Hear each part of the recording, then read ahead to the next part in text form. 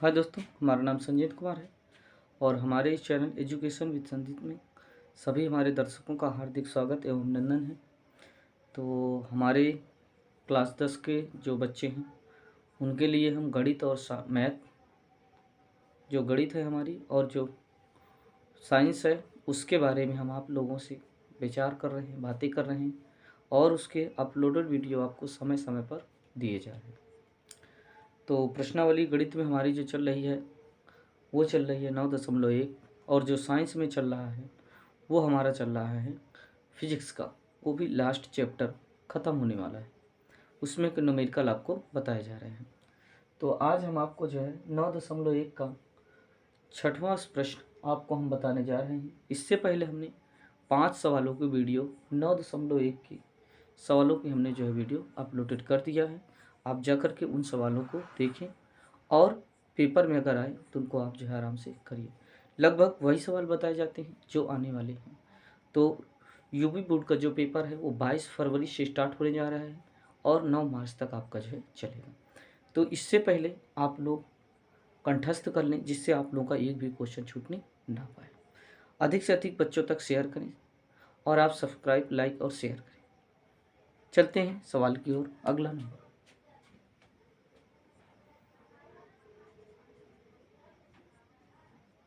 कह रहा है आंधी आने से एक वृक्ष टूट जाता है। आंधी आई और वृक्ष क्या हुआ? टूट गया। टूटा हुआ भाग इस तरह मुड़ जाता है कि पेड़ का शिखर जमीन को छूने लगता है और इसके साथ 30 अंश का कोण बनाता है। पेड़ के पाद बिंदु से दूरी जहाँ पेड़ का शिखर जमीन को छूता है 8 मीटर है। पेड़ की ऊंचाई ज्ञात कीजिए। सबसे पहले ये हम मान लिए पेड़ ये यहाँ से मान लीजिए टूट गया। ये शिखर है बी और ये है सी। यहाँ से मान लीजिए टूट गया और टूट करके यहाँ मिला डी पर। डी से अगर हम सी को मिला दें, कहा गया है ये पाद बिंदु, पेड़ का ये क्या दिया है? पाद बिंदु। लिख लीजिए पाद बिंदु, ये है पाद बिंदु और ये है शिखर। ये है शिखर। ये शिखर यहाँ से टूटता है बी बिंदु से। ए और बी का जो भाग है वो नीचे इधर आ जाता है। मान लीजिए जो टूटा हुआ भाग है वो एक्स है। कितना है? एक्स। एक्स ऊंचाई से क्या हुआ? टूट गया और टूट करके वो इधर लग गया। जितना टूटा है उतना ही इधर लगा हुआ है। तो ये यक्स टूटा है तो यक्स इधर आकर के लग गया। अब ये सवाल में कह रहा है कि जहाँ पेड़ का शिखर छू रहा है जमीन को, उस बिंदु से और पेड़ के पाद बिंदु से जो दूरी है वो 8 मीटर। कितनी है? 8 मीटर। अब कह रहे हैं बताइए पेड़ की ऊंचाई क्या होगी। मान लीजिए पेड़ की ऊंचाई पूरी थी h और h में से x क्या हो गया? टूट गया तो बचेगा h माइनस एक्स। कितना बचेगा? h minus x. यहाँ लिखेंगे माना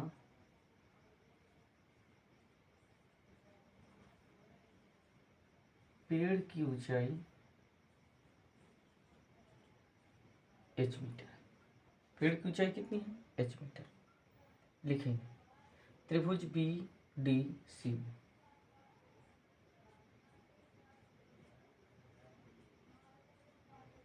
अगर हम बात करें तो ये आधार है और ये क्या है? कर्ण है। तो आधार और कर्ण में किसका संबंध होता है? तो कहें कॉस का। यहाँ जो कोण बन रहा है वो कितने अंश का बन रहा है?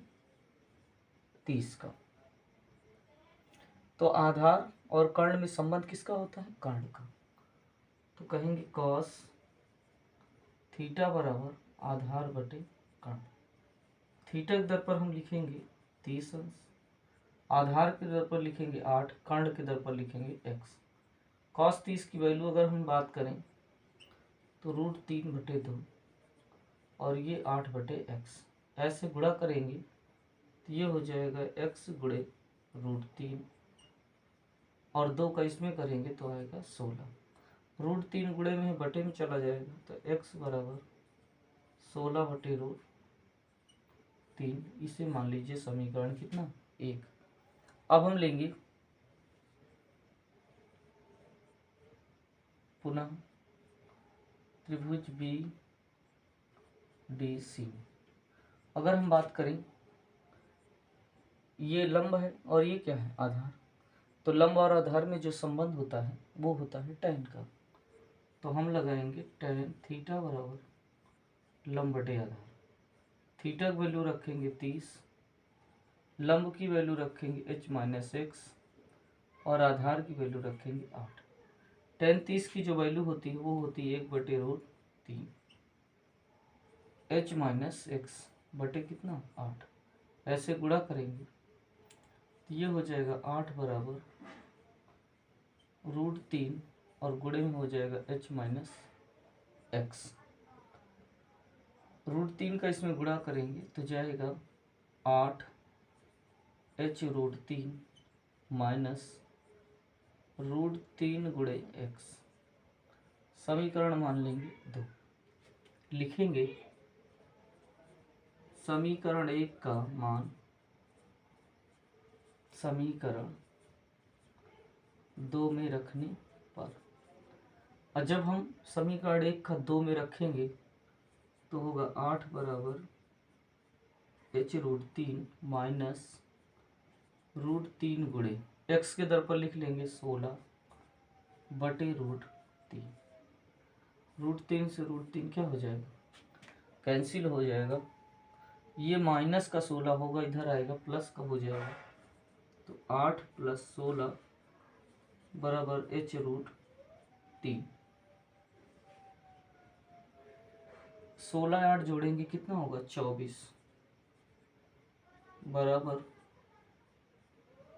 √3। √3 गुणे में 24 के बटे में लाएंगे तो ये हो जाएगा h बराबर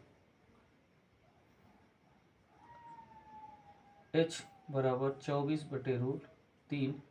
√3 का परिमेयकरण कर देंगे तो ये आ जाएगा √3। 24 का √3 में गुणा करेंगे तो आएगा 24√3 और √3 का √3 में करेंगे आएगा 3। 3 एक कम 3, 3 8 24। तो h बराबर आ जाएगा 8√3 मीटर। अतः पेड़ की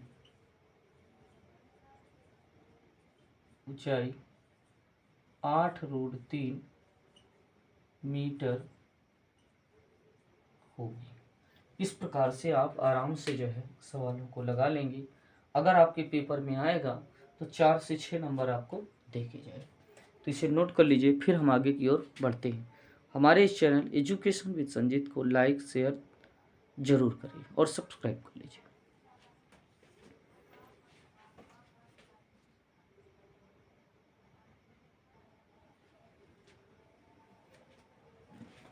हाय दोस्तों, आइए चलते हैं अगले सवाल की ओर। अगला सवाल हमारा क्या कह रहा है, भूमि के एक बिंदु से जो मीनार के 5 बिंदु से 30 मीटर की दूरी पर है। कोई मीनार है,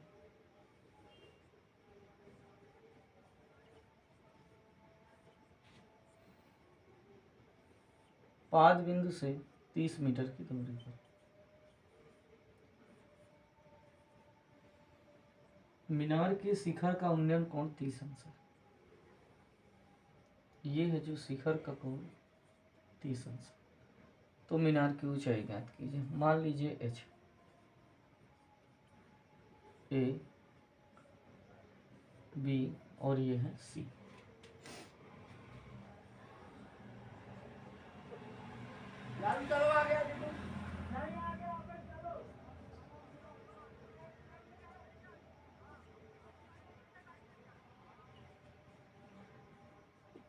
समकोण त्रिभुज भी सी में अगर हम बात करें तो ये लंब है और ये क्या है आधार।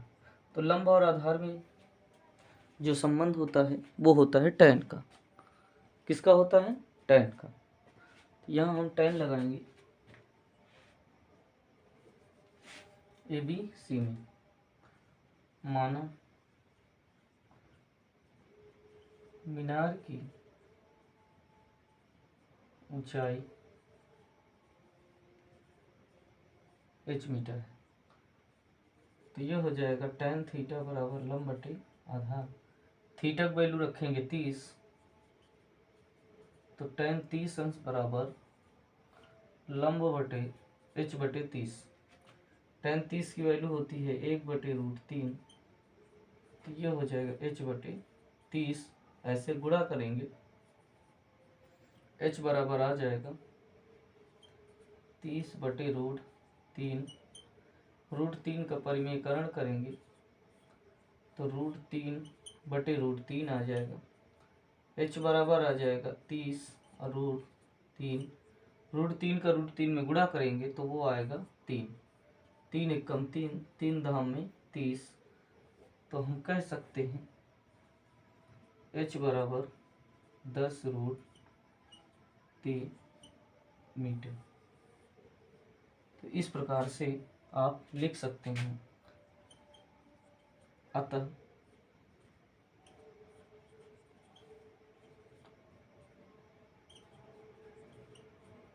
पेड़ की ऊंचाई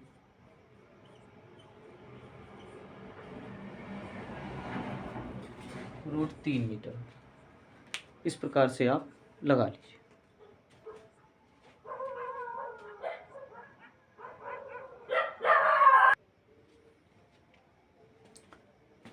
हाय गाइस, आइए चलते हैं अगले सवाल की ओर। और हमारा सवाल क्या कह रहा है? 8वां नंबर आपका सवाल है, ऊंचाई दूरी से करें भूमि से 60 मीटर की ऊंचाई पर, भूमि से 60 मीटर की ऊंचाई पर एक पतंग उड़ रही है। कोई पतंग है जो उड़ रही है। पतंग में लगी डोरी को अस्थायी रूप से भूमि के किसी बिंदु से बांध दिया जाता है। कहने का मतलब भूमि के किसी बिंदु पर उसे क्या किया जाता है? बांध करके रोक दिया जाता है। भूमि के साथ डोरी का झुकाव 60 अंश है और जिस स्थान पर बांधा जाता है उस पर जो झुकाव है डोरी का वो 60 अंश का। यह मानकर कि डोरी में कोई ढील नहीं है। यह मानकर कि डोरी में क्या है? कोई ढील नहीं है, अर्थात जो डोरी है वो पूरी तरह से तनी हुई है। तो डोरी की लंबाई ज्ञात कीजिए। तो डोरी की क्या करिए? लंबाई ज्ञात कीजिए। तो अगर हम बात करें पतंग की,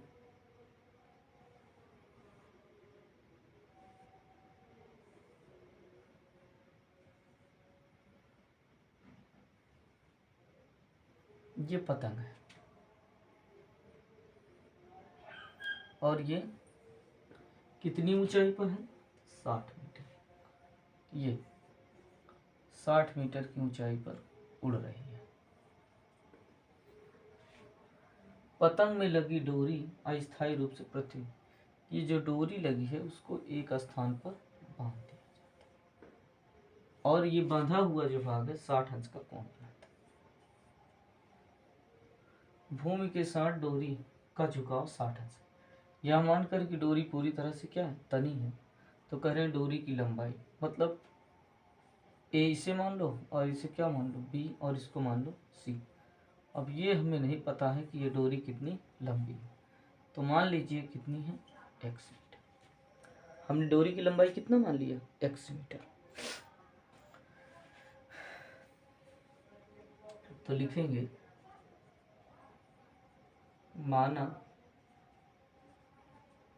पतंग की डोर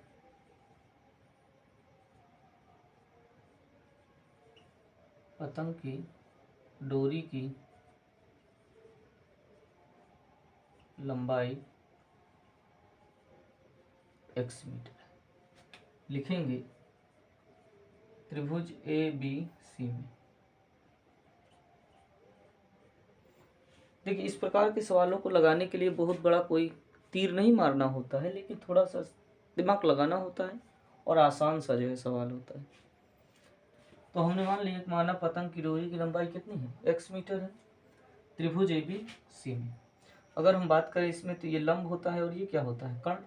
तो लंब और कर्ण में किसका संबंध होता है? तो कहें साइन का। तो कहेंगे साइन थीटा बराबर लंब बटे कर्ण।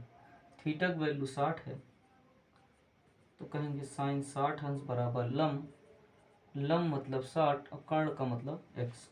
साइन 60 की जो वैल्यू होती है वो होती है √3/2, 60/x। ऐसे गुणा करेंगे तो x गुणा √3 में होता है तो x √3, 2 को गुणा 60 में करेंगे तो आएगा 120। √3 गुणे में इसको बटे में लाएंगे तो x बराबर 120 बटे हो जाएगा √3। √3 का परिमेयकरण करेंगे तो √3/√3, 120 का √3 में गुणा करेंगे तो आएगा 120√3, और √3 का √3 में करेंगे तो आएगा 3। 3 एक कम 3, 3 चौक 12, तो x बराबर आ जाएगा 40√3 मीटर। अतः पतंग की डोरी की लंबाई 40√3 मीटर। कितनी होगी? 40√3 मीटर होगी। तो इस प्रकार से आप ऐसे ही सवालों को लगा लेंगे, और बोर्ड में यदि आपके प्रश्न पत्र में इस प्रकार का सवाल आता है तो आशा करते हैं कि आप लोग पूरा करके आएंगे। नोट कर लीजिए, फिर आगे की ओर बढ़ते हैं।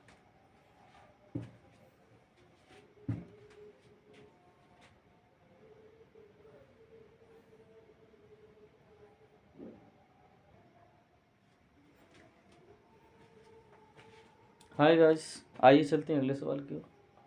सवाल कह रहा है कि 1.5 मीटर लंबा एक लड़का है। कितना लंबा है लड़का? 1.5 मीटर। कह रहे 30 मीटर ऊंचे भवन से कुछ दूरी पर खड़ा है। 30 मीटर ऊंचे भवन से कुछ दूरी पर क्या है? खड़ा है। जब वह ऊंचे भवन की ओर जाता है और वह भवन की ओर चलना शुरू कर देता है, तब उसकी आंख से भवन के शिखर का उन्नयन कोण 30 अंश से 60 अंश हो जाता है। जब वो दूर खड़ा रहता है उस समय 30 अंश कोण बनता है, लेकिन जैसे ही वो भवन की ओर बढ़ जाता है तो उसका उन्नयन कोण कितना? 60 हो जाता है। तब लड़का भवन की ओर कितनी दूरी तय कर चल कर गया? ये आपको क्या करना है? ज्ञात करना है। यानी लड़के ने भवन की ओर जो दूरी तय की उसका मान ज्ञात करना है। तो मान लीजिए भवन की ऊंचाई है जो, ये भवन है।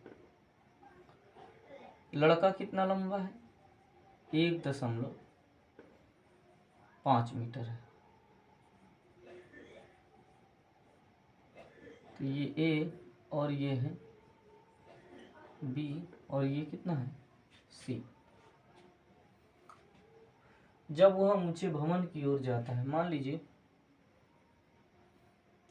ये लड़के की क्या है? लंबाई है।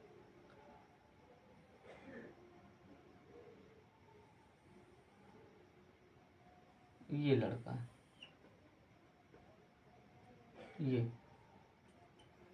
ये लड़का यहाँ खड़ा है।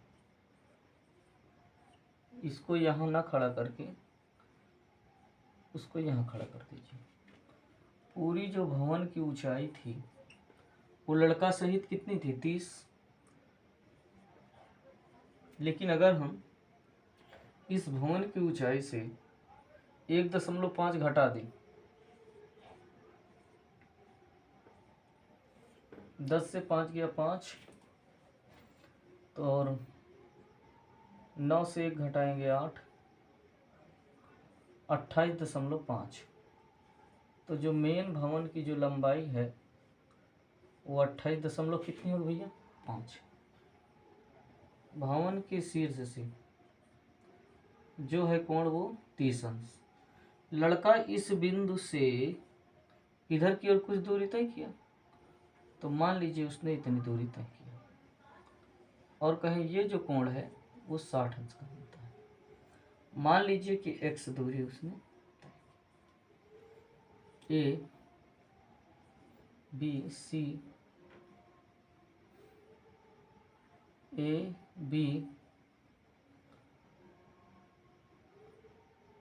A B और इससे मान लीजिए C और इसको मान लीजिएगा डी। तो हमने मान लिया कि लड़के ने कितनी दूरी तय किया भवन की ओर जाने में, x मीटर की दूरी उसने तय किया।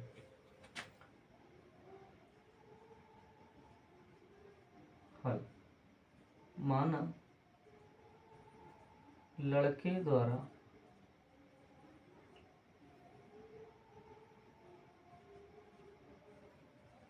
तय की गई दूरी x मीटर है। लिखेंगे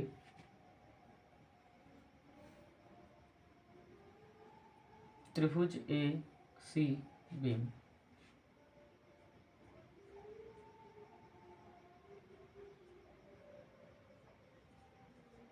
अगर हम बात करें तो ये लंब होगा और ये क्या होगा आधार। अच्छा, अगर हम डी और बी की बात करें पूरी दूरी की, तो ये x है और ये पूरी है BC।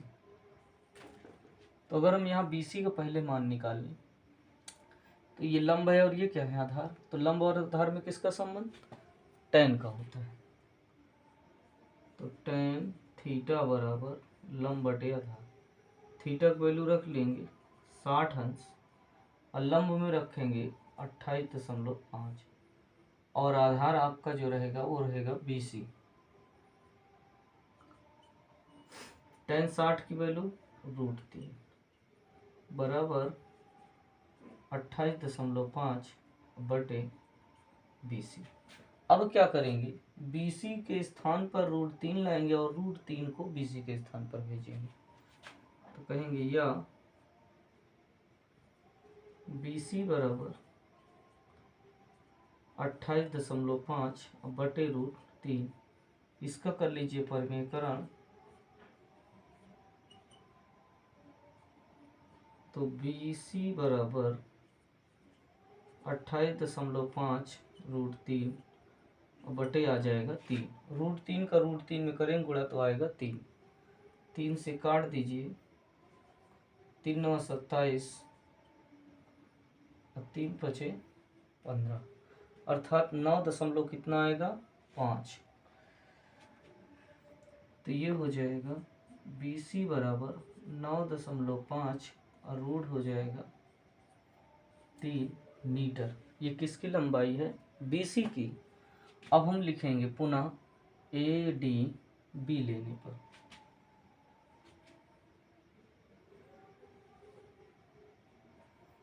त्रिभुज ABD में तो ये पूरा लंब होगा और ये क्या होगा आधार। तो कहेंगे tan थीटा बराबर लंब बटे आधार। थीटा की वैल्यू रखेंगे 30 और लंब में रखेंगे AB और नीचे आपका जो हो जाएगा वो होगा x प्लस BC। tan 30 की वैल्यू या AB के स्थान पर आप लिख सकते हैं 28.5।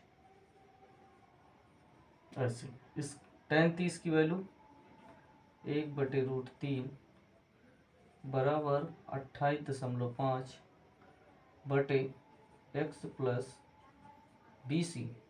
अब आप क्रिया का गुणा इसमें कर लीजिए तो ये हो जाएगा x प्लस BC बराबर 28.5 √3। ये समीकरण मान लीजिए 1, ऐसे मान लीजिए 2। लिखेंगे समीकरण 1 का मान 2 में रखने पर, समीकरण 1 का मान 2 में रखने पर, और जब हम 2 में रखेंगे तो ये है x प्लस BC बराबर 28.5 √3। जहाँ लिखा है BC उसके दर पर 9.5 हम लिख सकते हैं। तो x प्लस 9.5 √3 28.5 √3। तो 28.5 √3 ये लिखा है √3, ये प्लस में उधर जाएगा माइनस 9.5 √3।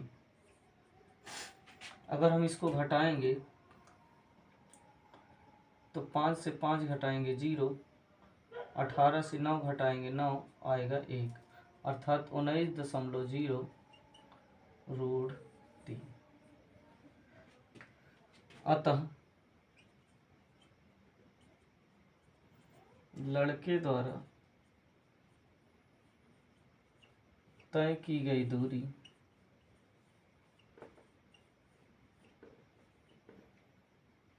19√3 मीटर होगी। तो इस प्रकार से आप जो है सवाल को आराम से लगा लीजिए, कोई दिक्कत की बात नहीं है। इस प्रकार का सवाल 4 से 6 नंबर आपका बोर्ड में दे करके जाए, नोट कर लीजिए। फिर हम आगे की ओर बढ़ते हैं।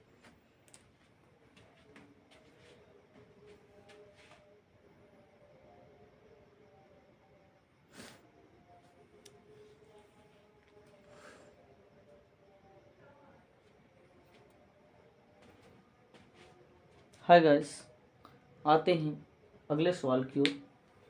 कहा है भूमि के एक बिंदु से एक 20 मीटर ऊंचे भवन के शिखर पर लगी एक संचार मीनार के तल और शिखर के उन्नयन कोण, ये उन्नयन कोण है, उन्नयन कोण 45 और 60 अंश है। मीनार की ऊंचाई ज्ञात कीजिए। सबसे पहले बात हुई है मीनार की। किसकी बात हुई? भवन की।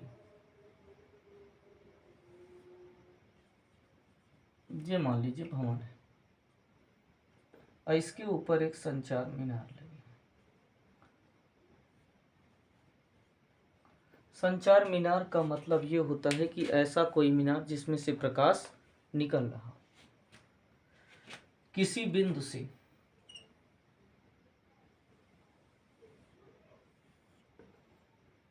किसी बिंदु से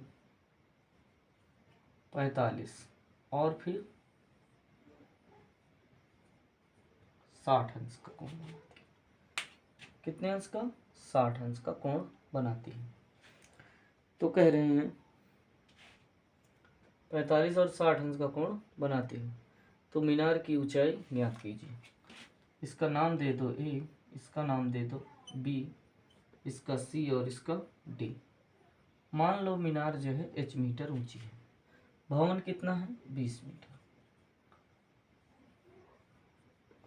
तो अगर हम पूरी ऊंचाई की बात करें तो h इसका 20 इसका, तो 20 प्लस h होगा। 20 प्लस कितना होगा? h होगा। ये दूरी कुछ नहीं है, चलिए इसको रहने दीजिए क्योंकि हमसे नहीं पूछा गया। तो लिखेंगे माना संचार मीनार की ऊंचाई h मीटर है। त्रिभुज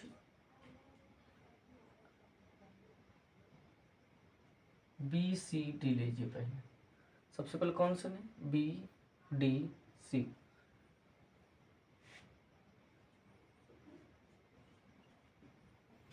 तो ये लंब होता है, ये क्या होता है? आधार। तो लंब और आधार में किसका संबंध? टैन का।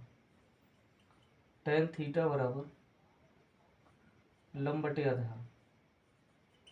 थीटा की वैल्यू रखेंगे 30, 30 नहीं, यहाँ रखेंगे 60, लंब में रखेंगे 20, आधार में CD। टैन 60 की वैल्यू होती है √3 और ये होती है 20 बटे CD। √3 को CD के स्थान पर और CD को √3 के स्थान पर, तो CD बराबर 20 बटे √3। समीकरण 1 लिखेंगे। पुनः लिखेंगे त्रिभुज ACD में, ACD में अगर हम बात करें पूरी ऊंचाई की तो ये है 20 प्लस h, तो ये लंब होगा पूरा और ये क्या होगा? आधार।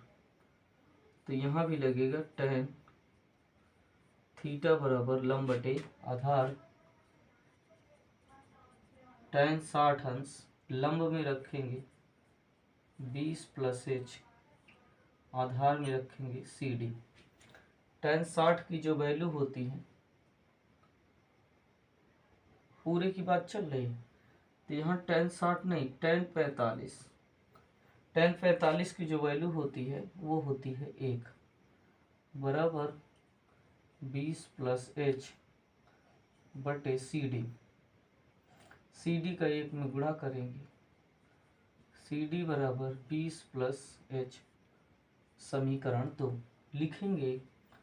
समीकरण 1 का मान समीकरण 2 में रखने पर, और जब 2 में रखेंगे तो जहाँ सी डी लिखा है वहाँ हम लिख सकते हैं 20 बटे रूट 3, तो ये हो जाएगा 20 बटे रूट 3 बराबर 20, और ये हो जाएगा h।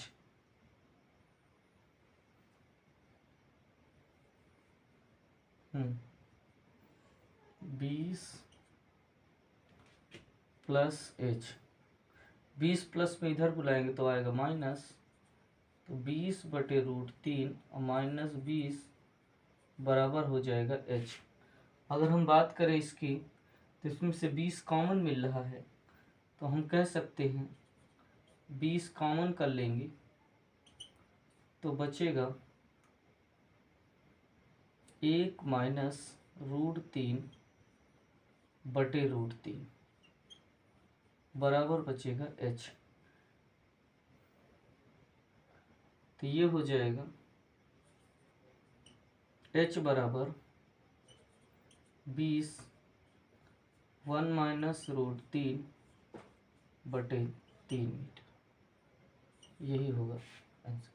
चाहो तो इसे दशमलव में भी रख सकते हो, आप इतना ही रख लीजिए 3 मीटर।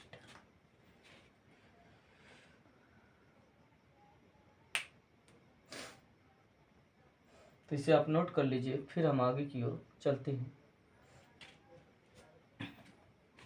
हाँ, हमारे इस चैनल को लाइक, सब्सक्राइब और शेयर जरूर करिए, इससे मनोबल आपके लिए, हमारे लिए बढ़ता रहे और आप लोगों को इसी तरीके के क्वेश्चन हम लाते रहें, जिससे आप मैच्योर रूप से बोर्ड में अच्छा से अच्छा नंबर लाएं।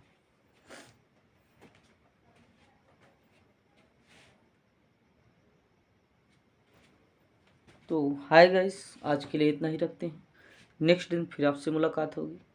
तो जाते जाते हमारे इस चैनल को लाइक, शेयर और सब्सक्राइब जरूर करिए, ज़्यादा से ज़्यादा बच्चों को जोड़िए, जिससे हमें मोटिवेशन मिले और हम आपको इसी प्रकार की नए नए वीडियो आप लोगों के लिए देते रहें। तो आज के लिए इतना ही, गुड नाइट, धन्यवाद।